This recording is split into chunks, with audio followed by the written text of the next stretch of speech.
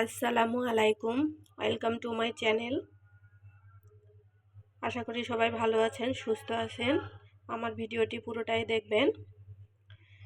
যদি প্লেন পোলাও রান্না করতে চান অর্থাৎ সাদা পোলাও, তাহলে আমার ভিডিওটি আপনাদের অনেক কাজে লাগবে।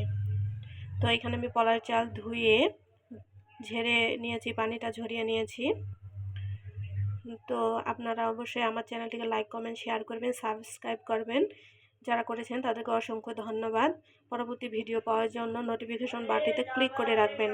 তো চলুন রান্নায় যাওয়া যাক। তো আমি রান্নার জন্য কড়াইতে তেল দিয়েছি, তেলটা আমার গরম হয়ে গেছে। তো দিয়ে দিচ্ছি 3টা এলাচ, 3 টুকরো দারচিনি, আর দিয়ে দিব 3-4টা লবঙ্গ। এগুলো গরম হয়ে গেলে দিয়ে দিচ্ছি একটা মিডিয়াম সাইজের পেঁয়াজ কুচি। আমি পেঁয়াজটাকে একটু নরম করে ভেজে নেব, খুব লালচে করে ভাজবো না, কিন্তু প্লেন পোলাও রান্না করবো। আর আমি তেলের পরিমাণটা খুবই কম দিয়েছি।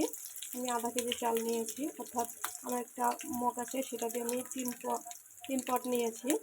তো আপনারা ওভাবে নেবেন।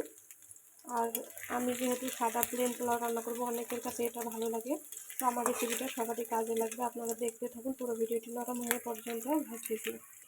আমি এদিকে পাতিলে গরম পানি বসিয়ে দিয়েছি। আমি 3 মগ চাল নিয়েছি, তাই 6 মগ পানি নিয়েছি।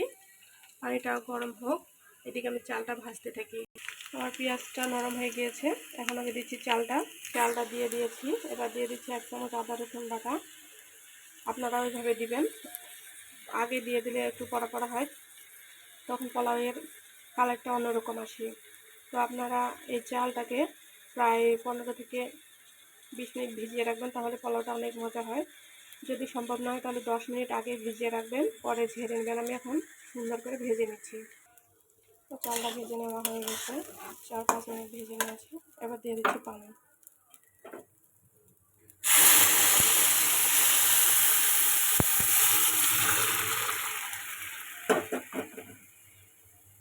দিয়ে দিচ্ছি স্বাদ মতো লবণ, নেড়ে চেড়ে ঢাকনা দিচ্ছি। পানিটা বলক উঠে গেছে, দিয়ে দিচ্ছি গুঁড়া দুধ, দিয়ে নেড়ে চেড়ে ঢেকে রান্না করব পানিটা না টানা পর্যন্ত। তো আমার পানি টেনে গিয়েছে, অল্প একটু পানি আছে। দিয়ে দিচ্ছি কাঁচামরিচ 5-6টি, দিয়ে ভালো করে নেড়ে চেড়ে আবার ঢাকনা দিয়ে রান্না করব 10 মিনিটের মতো। এই পর্যায়ে আঁচটা একদম লো করে দেব। এতক্ষণ মিডিয়াম টু লোয়ে ছিল, আপনারাও চেষ্টা করবেন এভাবে রান্না করার জন্য। পোলাওটা রান্না হয়ে গেছে, দেখেন কতটা ঝরঝরে হয়েছে, অনেক ঝরঝরে হয়েছে। পর্যায়ে আপনারা ঘি দিতে চাইলে ঘি দিতে পারেন, তো আমি দিলাম না।